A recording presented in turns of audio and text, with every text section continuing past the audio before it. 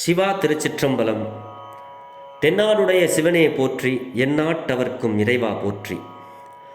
நமச்சிவாய வாழ்க, நாதன் தாள் வாழ்க. இமைப்பொழுதும் என் நெஞ்சில் நீங்காதான் தாள் வாழ்க. ஈர்த்து என்னை ஆட்கொண்ட எந்தை பெருமான் நம் பெருமான் சிவபெருமான் திருவடிகளை மனமொழி மெய்களாலே வணங்கி, நம் பெருமக்கள் நாயன்மார்களுடைய பொன்னார் திருவடிகளை இதய கமலத்துள் வைத்து போற்றி கொண்டு, திருமுறை செந்நெறிக்குள் என்னை ஆற்றுப்படுத்திய சிங்கை வாழ் அடியார் பெருமக்களது திருவடிகளை வணங்கிக் கொண்டு, எனது அருட்குருநாதர் திருமுறை கலாநிதி வே சுந்தரமூர்த்தி தேசிகரையாவுடைய திருவடிகளை நீல நினைந்து, பெரும்பற்ற புலியூரானை பேசாத நாளெல்லாம் பிறவாத நாளே என்ற அருட்சிந்தனையில் இன்றைய தினம் நாம் சிந்திக்க இருப்பது அருள் தரும் தெய்வ சேக்கிழார் திருவடி போற்றி. தெய்வ சேக்கிழார் பெருமான் அடியார்கள் எப்படிப்பட்டவர்கள், எப்படிப்பட்டவர்களாக இருக்க வேண்டும் அடியார்கள் அப்படிங்கிறதையெல்லாம் திருமலை சருக்கம் என்ற அந்த பெரிய புராணத்தில் சில பாடல்களை நமக்காக அருளுகிறார். அடியார் பெருமக்கள் எப்படி இருக்கணும், எப்படிலாம் இருப்பார்கள், திருநீறு பூசுறவங்க எப்படி இருக்கணும், எப்படி இருப்பார்கள் அப்படிங்கிறதுக்கு அழகான ஒரு பாடல்களை எல்லாம் நமக்கு தொகுத்து கொடுத்திருக்கிறார். அதில் 144வது பாடல் திருமலை சருக்கம் அப்படிங்கிற பாடலில் அடியார்கள் எப்படி இருப்பாங்க, அவங்களுடைய சிந்தனை எல்லாம் எப்படி இருக்கும் அப்படிங்கிறத இந்த பாட்டில் நமக்கு சுவாமி சொல்கிறாங்க.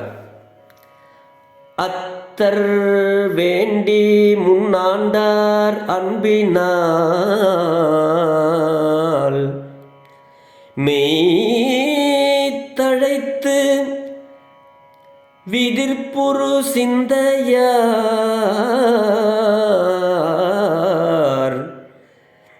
கை திருத்துண்டு கடப்பாட்டினார் இத்திரத்தவர் அன்றியும் எண்ணிலார். அத்தர் வேண்டி முன் ஆண்டார் அன்பினால் அப்படிங்கிறார். சிவபெருமான் உலகுக்கெல்லாம் தந்தையாக இருக்கக்கூடியவர், தந்தையாக விளங்கக்கூடியவர் சிவபெருமான். முன்னமேயே, அதாவது முன்பே விரும்பி ஆட்கொள்ள பெற்ற அடியார்கள் சிவபெருமான வழிபடுறதுக்கு அவன் அருளாலே அவன்தாள் வணங்கி, அவனுடைய அருள் இருந்தால் தான் அவனை நம்ம வழிபட முடியும், அவனுடைய கோயிலுக்கு போக முடியும், அவனுடைய திருநீரை பூச முடியும், அவனுடைய உருத்திராகரத்தை நம்ம அணிய முடியும். அந்த திருச்சிற்றம்பலம் சிவாய நமச்சிவாய என்ற சொல்லெல்லாம் நமக்கு வரும். அப்போ அவர் ஆட்கொள்ளவில்லை என்றால் நம்ம இதெல்லாம் சொல்ல மாட்டோம். அதை தான் இந்த பாட்டில் சொல்கிறாரு. அத்தர் வேண்டி முன் ஆண்டவர் அன்பினால், உயிர்களுக்கெல்லாம் தந்தையாக விளங்கும் சிவபெருமான் முன்னாடியே விரும்பி ஆட்கொள்ள பெற்ற அந்த அடியார்கள் பெருமானை இடையறாது நினைதலால், பெருமானை நினச்சிக்கிட்டே இருப்பாங்க. சிவபெருமானே சிவசிவாங்கிறது அப்படி சொல்ல சொல்ல இந்த உடம்புல திடீர்னு பார்த்தோம்னா ஒரு ஒரு உரோமம் சிலிக்கும். அது மாணிக்க வாசகர் சொல்லுவார், உரோமம் சிலிர்ப்ப அப்படின்னு சொல்லி. அந்த மாதிரி பெருமானை இடையறாது நினைத்து கொண்டே இருந்தால் உரோமம் சிலிர்க்கும். அது ஒரு நிலை. உடல் விதிர்க்கும், அப்படின்னா வேர்வை வரும். அப்படிப்பட்ட ஒரு சிந்தையை உடையவர்கள் சிவன் அடியார்கள். அவர்கள் தன்னுடைய திருக்கரங்களால் திருத்தொண்டு செய்தலை கடனாக கொண்டவர்கள். என் கடன் பணி செய்து கிடப்பதே அப்படின்னு சொல்லுவார் திருநாவுக்கரசு சுவாமிகள். அப்போ நமக்கெல்லாம் கடன் எங்கே இருக்குது அப்படின்னா, சிவபெருமானுக்கு நாம் எல்லாம் கடன்பட்டிருக்கிறோம். ஏன்னா என்னை நன்றாக படைத்தனன் தன்னை நன்றாக தமிழ் செய்யுமாறே அப்படின்னு சொல்லுவார் திருமூலர். அப்போ இறைவன் நம்மை நன்றாக படைத்து நமக்கு அழகான குடும்பத்தை கொடுத்து ஒரு வாழ்வை கொடுத்து அவனை வழிபடவும் வைத்து அவனுக்கு பூசை பண்ண வச்சு இப்படி ஒரு நிலையை நமக்கு கொடுக்குறான்னா, அதனால் பெருமானை நினச்சி நம்ம சிலிர்க்கணும், விதிர்க்கணும். அப்படிப்பட்ட சிந்தை உடையவர்களாக நம்ம இருக்கணும். அதோடு மட்டுமல்ல, நம்மளுடைய திருக்கரங்களால் திருத்தொண்டுகள் செய்ய வேண்டும். சிவபெருமானுக்கு தொண்டு செய்யும் பொழுது நம்மளுடைய கரங்கள் எல்லாம் வெறும் கரங்கள் அல்ல, திருக்கரங்களாக இருக்குது, மாறுது. தெய்வ சேக்கிழார் சொல்றாரு சுவாமி. அப்படி திருக்கரங்களால் திருத்தொண்டு செய்தலை கடனாக கொண்டவர்களாக இருக்க வேண்டும் அடியார் பெருமக்கள். இப்படிப்பட்ட அன்பு உடையவர்களிடத்தில் தன்னுடைய அனுபவத்திற்கு ஏற்ப அன்பு காட்டி ஒழுகும் அடியவர்களும் எண்ணில்லாதவர் உடையார்கள். அளவில்லாத அடியார்கள் இருக்கிறாங்க. அதாவது என்ன இதுக்கு பொருள் சொல்றார் சுவாமின்னா, நான் செய்கின்ற தொண்டு தான் உயர்ந்த தொண்டு, நான் செய்கின்ற தொண்டு தான் தொண்டு, மற்றவங்க செய்கிறதெல்லாம் தொண்டு இல்லை அப்படின்னு அடியார் பெருமக்களுடைய எண்ணத்தில் தோன்றவே கூடாதுங்கிறாரு. எப்படி தோன்றணும்னா பெரிய புராணம் தான் உதாரணம். அவரவர்கள் வாழ்வியல் முறையிலே என்னென்ன செய்தார்களோ, ஒருத்தர் ஒரு பானையை செஞ்சுக்கிட்டு இருந்தார், அந்த பானை செய்கிற அந்த மீதம் இருந்த மண்ணில் ஒரு திருவோடு செஞ்சு வருகின்ற சிவனடியார்களுக்கு திருவோடு கொடுத்தார், அதுவும் தொண்டு தான். ஒரு சலவை தொழிலாளி இருந்தார், அந்த சலவை தொழிலாளி எப்போவுமே ஊர் துணியை துவைக்கிறதுக்கு முன்னாடி ஒரு சிவனடியாருடைய துணியை துவைச்சு கொடுத்துட்டு அப்புறமா அவர் அந்த ஊர் துணியெல்லாம் துவைச்சு கொண்டு போய் கொடுத்தாரு, அதுவும் தொண்டு தான். பெருமானுக்கு பூ பறித்து போடுறது துண்டு தான், கோயிலை பெருக்கிறது துண்டு தான், ஒருத்தர் சந்தனம் அரைச்சி கொடுத்தாரு, அதுவும் தொண்டு தான். அவரவர்களால் இயன்ற அளவு அவர்கள் செய்வார்கள். கோயிலுக்கு தினந்தோறும் போகிறவங்க தான் அடியார் அப்படின்னு சொல்ல முடியாது. கோயிலுக்கு ஏதாவது டொனேஷன் கொடுக்குறவங்க மட்டும்தான் அடியார் அப்படின்னு சொல்லக்கூடாது. அவரவர்கள் வாழ்வு முறை அவரவருடைய அனுபவத்திற்கு ஏற்ற மாதிரி சிவபெருமானுக்கு அன்பு காட்டி ஒழுகும் அடியவர்களும் எண்ணில்லாதவர்களாக இருக்கின்றார்கள் அப்படிங்கிற ஒரு கருத்தை இங்கே சுவாமி நமக்கு அருளுகிறார். அதில் உண்மையான தொண்டுன்னா அப்படி எப்படி இருக்கணும் அப்படிங்கிறதுக்கு ஒரு உதாரணம் சொல்கிறாரு பாருங்க. இந்த தொண்டானது ஒரு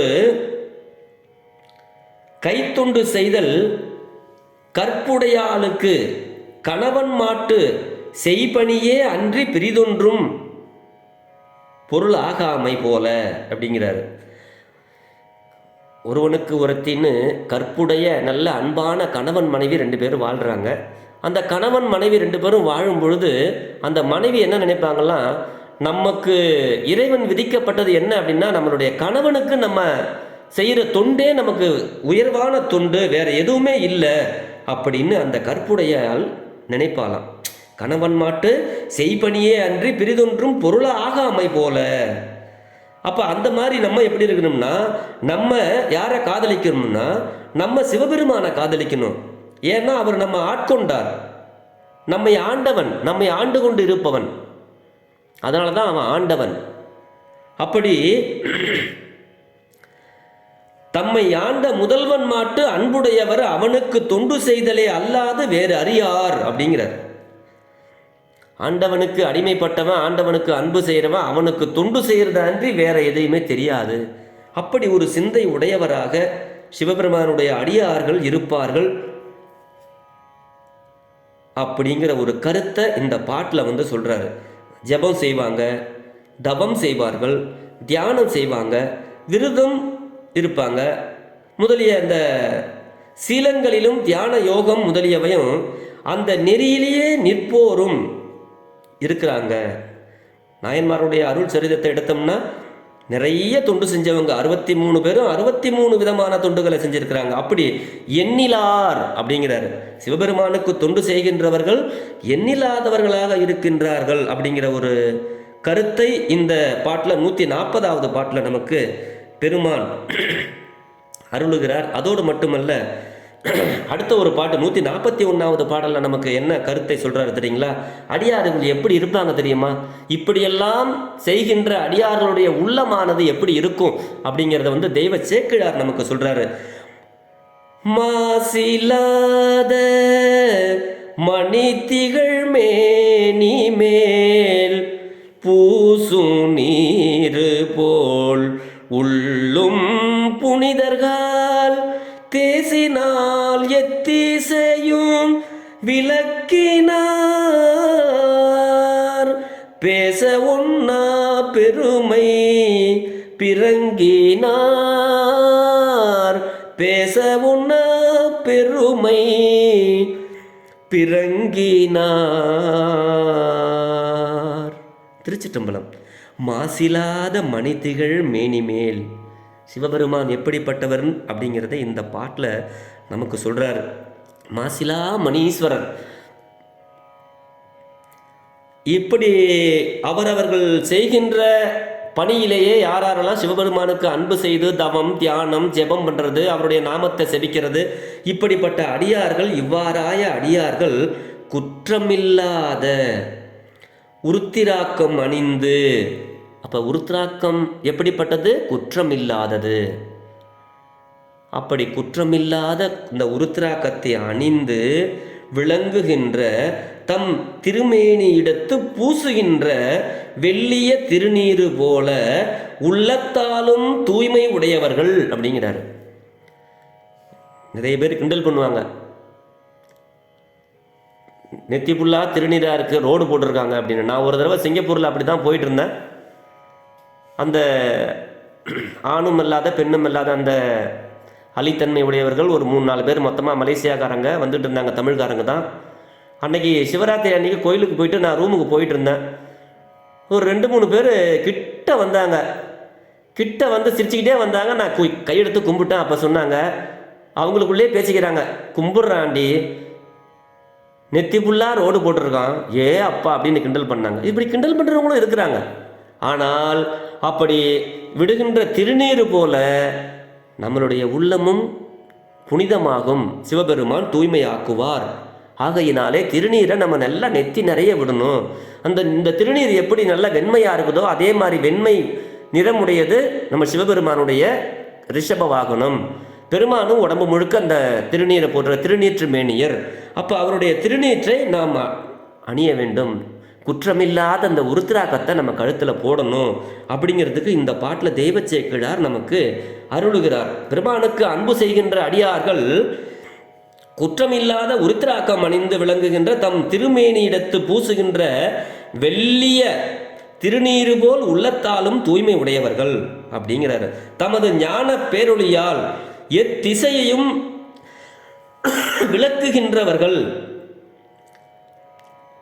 நம்மோரால் நம்மள மாதிரி இருக்கிறவங்கள் இந்த இயல்பினர் என எடுத்து ஓதற்கரிய பெருமை பெற்றவர்கள். அப்படி இருக்கிறவங்க உருத்திராக்கமும் திருநீரும் அணிந்து சிவபெருமானுடைய நாமத்தை சொல்லி ஜபிமம் பண்ணுறவர்கள், திருமுறை பாடுகிறவர்கள், அவனுக்கு கைத்தொண்டு செய்கிற பூசை பண்ணுறது, விளக்கேற்றுறது, சுவாமிக்கு ஏதாவது ஒரு தொண்டை செய்கின்ற அடியார்கள் ஓதற்கரிய பெருமை பெற்றவர்கள் அப்படிங்கிற ஒரு இதை சொல்கிறாரு.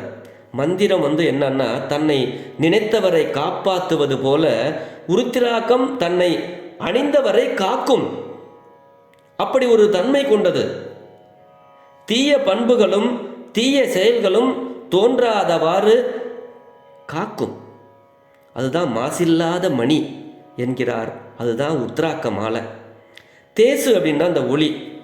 அப்படி திருநீரம் பூசி அந்த உருத்திராக்கத்தையும் வச்சோம்னா தவத்தாலும் ஆனதால் பெற்ற ஞானத்தாலும் பெற்ற ஒளி 5-6 அடக்கி உள்ளார். 5 அதாவது 5 பொறிகளையும் அடக்கக்கூடிய வல்லமை உடையவர்கள் இப்படி இருக்கின்ற அடியார்கள் அரும்பெரும் சோதியாலும் என்பார்கள். அவர் ஒரு ஜோதி மாதிரி அடியார் பெருமக்கள். பின்னும் இந்த இரு பாடல்களும் ஒன்றாவே, முன்னாடி சொன்ன பாட்டும் இந்த பாட்டும் ஒன்றாவே இருக்கும். அடியார்களுடைய அந்த அருள் சரிதத்தை இந்த பாட்டில் சொல்கிறாரு, சுருக்கமாக சொல்கிறாரு. பூசும் நீர் போல் உள்ளும் புனிதர்கள் அப்படிங்கிறாரு. திருநீர் எப்படி பூசி இருக்குதோ, அந்த திருநீர் எப்படி வெண்மையாக இருக்குதோ அதே மாதிரி அடியார்களுடைய உள்ளமும் தூய்மையாக ஆக்குவார் சிவபெருமான், தூய்மையாக இருப்பார்கள் சிவனடியார்கள் அப்படிங்கிற கருத்தை இங்கே நமக்கு சொல்கிறாரு. அந்த வரிகள் நம்ம நிறைய சொற்பொழிவாளர்கள் இந்த வரியை நம்ம சொல்லி பார்த்துருக்கலாம். ஏன்னா திருநீற்றுக்கு ஞானசம்பந்த பெருமான் ஒரு பதிகமே பாடியிருக்கிறார். இந்த மாதிரி தொடர்ந்து நம்ம சிந்திச்சுக்கிட்டே இருக்கலாம். இன்னொரு பாட்டில் அடுத்த பாட்டில் சொல்லுவார், பூதம் 5 நிலையில் கலங்கினாலும் மாதொரு பாகர் மலர்த்தால் மரப்பிலர் ஓது காதல் உரைப்பன் என்று நின்றார் கோதிலாத குணப்பெரும் குன்றானார் அப்படிங்கிறார் இந்த பாட்டில். பூதம் 5 நிலையில் கலங்கினும், 5 பூதங்கள், மண் தன்னுடைய நிலையிலிருந்து கலங்கினாலும், காற்று தன்னுடைய நிலையிலிருந்து காற்று எப்போவாவது தண்ணியாக மாறுமா? அதோடைய நிலையிலிருந்து மாறுமா? மாறாது. தண்ணி எப்போவாவது நெருப்பாக மாறுமா? மாறாது. மண் எப்போவாவது மாறுமா? மாறாது. இந்த 50 பூதங்கள் அதோடைய நிலையில இருந்து மாறினாலும் அடியார் பெருமக்கள் 5 பூதங்கள் தம் நிலையில் இருந்து கலங்கிய போதும், அது கலங்கினாலும் கலங்கும், ஆனால் தாம் கலங்காது, அடியார்கள் கலங்க மாட்டார்கள். உமையம்மையை ஒருபால் உடைய சிவபெருமானுடைய திருவடிகளை மறத்தல் இல்லாதவர்கள், சிறப்பாக கூறுதற்குரிய பக்திமை நெறியில் அழுந்தி நிற்பவர்கள், குற்றமற்ற குணங்கள் பெரிய மலையை ஒத்தவர்கள். அடியார்கள் எப்படி இருப்பாங்க? குற்றமற்றவர்கள். அவர்களுடைய குணம் எப்படிப்பட்டதுன்னா பெரிய குன்று, ஒரு மலை மாதிரி அவங்களுடைய குணங்கள் எல்லாம் இருக்கும். எந்த துன்பம் வந்தாலும் மாதொரு பாகனாரை மறக்க மாட்டாங்க. பூதம் 5 நிலையில் கலங்கினாலும் மாதொரு பாகர் மலர்த்தால் மறப்பிலர், மறக்க மாட்டாங்க, மறப்பிலார். எப்பவுமே அன்பால் அவருடைய பேரை சொல்லிக்கிட்டே இருப்பாங்க. அப்படிப்பட்ட அடியார்கள் குற்றமில்லாத குணப்பெரும் குன்று, ஒரு மலையை போன்றவர்கள் அப்படின்னு இந்த பாட்டில் நமக்கு தெய்வ சேக்கிழார் அருளுகிறார். பூதம் 5ஆனவை, நிலம், நீர், தீ, வழி எனப்படுபவை. இவை எல்லாமே, இதெல்லாம் எப்போவாவது மாறுமா? கலங்குதல் ஆவது தத்தம் தன்மையில் குன்றியும் திரிந்தும் நிற்பதாம். அது நிலையில தான் இருக்கும். இதுக்கு மாணிக்க வாசக பெருமான் சொல்லுவார், வான்கட்டு மாருதம் மாய்த்தழல் நீர் மண்கெடினும் தான் கெட்டலின்றி சலிப்பறியா தன்மையான். பெருமான் எப்படிப்பட்டவர்? எது கெட்டாலும் சரி தன்னுடைய நிலையில் இருந்து கெடாத சிவபெருமான். அப்படி சிவபெருமானுடைய அடியார்களும் அப்படி இருப்பார்கள், சலிப்பறியா தன்மையான். இறைவன் சிவபெருமான் அப்பெருமானை சார்ந்து நின்றாருக்கும் அந்த இயல்புகள் வரப்பெறுதல் வரும். அதுதான் பூதம் 5 நிலையில் கலங்கினும் மாதொரு பாகர் மலர்த்தால் மறப்பிலர் என்கிறார் சுவாமி. இத்தகைய மாண்பு இவர்களுக்கு உளவாதலை வானம் துலக்கில் என் மண் கம்பமாகில் என் மால்வரையும் தானன் துலங்கி தலை தடு மாறியன் தன்கடல் மீனம் படில் என் விரிசுடர் விழில் என் வேலை நஞ்சுண்டு முன்றில்லா ஒருவனுக்கு கட்டப்பட்ட உத்தமர்க்கே. இந்த வரிகள் எங்கே வருதுன்னா 4வது தமிழ் வேதத்தில் வருது. அடியார்களுடைய அந்த மனம் எப்படி இருக்கும் அப்படிங்கிறத இந்த பாட்டில் நமக்கு நிறைய இடங்கள் இப்படி வருது. அடியார்கள் எப்படி இருக்க வேண்டும் அப்படிங்கிறதெல்லாம் நிறைய பாடல்களில் வருது. இது அப்படியே சொல்லிக்கிட்டே போனால் இன்னும் ரொம்ப நேரம் இதை பற்றி பேசலாம். அப்போ சிவனுக்கு அடியாராக இருப்பவர்கள் எப்படி இருப்பார்னா, சலியாமையும் பெருமையும் பற்றி குணப்பெரும் குன்றானார்கள். அவருடைய குணம்தான் ஒரு பெரிய ஒரு குன்று மலை மாதிரி அப்படிங்கிறார் பெருமான். இப்படியே நம்ம நிறைய பாடல்கள் இந்த வரிகள்லாம் வருது. ஆக அடியார்கள் என்பவர்கள் எப்படி இருக்க வேண்டும் அப்படிங்கிறதுக்கு இந்த திருமலை சருக்கத்தில் வருகின்ற சில பாடல்களை நாம் சிந்தித்தோமேயானால், நாம் அடியாராக இருக்கிறோமா, நாம் சிவபெருமானை நினைக்கிறோமா, நாம் திருநீறு இடுகிறோமா, நாம் உருத்தராகம் அணைகிறோமா, சிவாலயங்களுக்கு செல்கிறோமா, திருமுறை பாடுகிறோமா, இப்படியெல்லாம் நிறைய சிந்தனைகளை நம்ம நெஞ்சத்துக்குள்ளேயே கேள்விகளை கேட்டு கேட்டு கேட்டு தூய சிந்தையராக மாற வேண்டும். திருநீறு அணிய வேண்டும், உருத்திராக்கம் அணிய வேண்டும். அப்படி நம்ம செஞ்சுக்கிட்டே இருந்தோம்னா நம்மளுடைய உள்ளம் தூய்மையாகும். நம்ம திருநீறு பூசுறது மாதிரியே நம்மளுடைய உள்ளமும் தூய்மையாகும் என்ற கருத்தை நமக்கு தெய்வ சேக்கிழார் அவர்கள் சுவாமிகள் நமக்கு அருளுகிறார். ஆகவே அன்பர் பெருமக்களே, நாம் என்ன செய்யணும்னா, எல்லாம் சிவன் செயல்னு காலையில் எந்திரிக்கும் போதே சிவசிவா அப்படின்னு சொல்லிட்டு எந்திரிக்கணும். எந்திரிச்சு குளிச்சுட்டு சுவாமியை ஒரு நிமிடமாவது திருநீர் அணிந்து, பெருமானே இன்றைய நாள் எனக்கு நல்ல நாளாக அமைய வேண்டும், எல்லாரும் நல்லா இருக்கணும் அப்படிங்கிற ஒரு பிரார்த்தனையோடு நம்ம இந்த நாளை தொடங்கினோம்னா அந்த நாள் நல்ல நாளாக அமையும். குறைவில்லாத உயிர்கள் வாழ்க அப்படின்னு சொல்லிட்டு நம்ம சுவாமிக்கு முன்னாடி இருந்து வேண்டணும். அப்படி ஒவ்வொரு நாளையும் நல்ல நாளாக வாழ்ந்து பிறருக்கு நன்மையாகவும் நாம் பிறருக்கு நன்மையாக வாழ்ந்து பிறர் நமக்கு நன்மையாக வாழ்வார்கள். ஆகையினாலே திருமுறை நன்னெறி, இது சைவ நெறி தான், நல்ல நெறி, நல்ல வாழ்க்கை வழியை நமக்கு காட்டும். ஆகையினால திருமுறைகளை படிப்போம், தீதின்றி வாழ்வோம் என்று சொல்லி பெரும்பற்ற புலியூரானை பேசாத நாளெல்லாம் பிறவா நாளே என்ற அருட்சிந்தனையை நிறைவு செய்கிறேன். ஜெர்மனியில் இருந்து சிவபாலா. குறைவில்லாத உயிர்கள் வாழ்க, மேன்மைகள் சைவ நீதி விளங்குக உலகமெல்லாம், இன்பமே என்னாலும் துன்பமில்லை, ஆலவாய் சிவனடியே சிந்திக்கப் பெற்றேன் நானே, அரண்நாமமே சூழ்க, வையகமும் துயர் தீர்க. சிவா திருச்சிற்றம்பலம்.